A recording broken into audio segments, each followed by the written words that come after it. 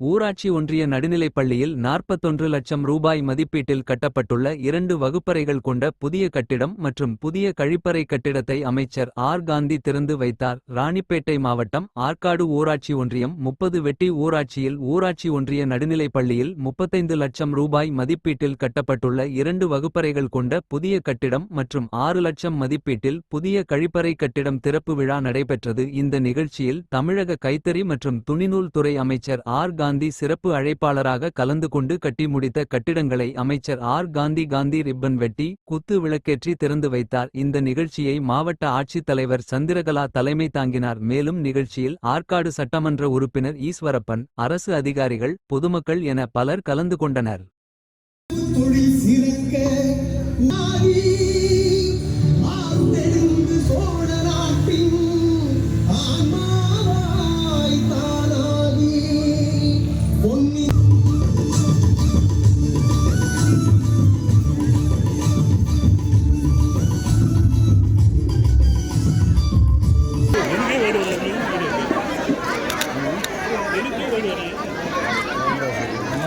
உட்காரத்துக்கு அவ்வளோ யோசிக்கிறாங்க.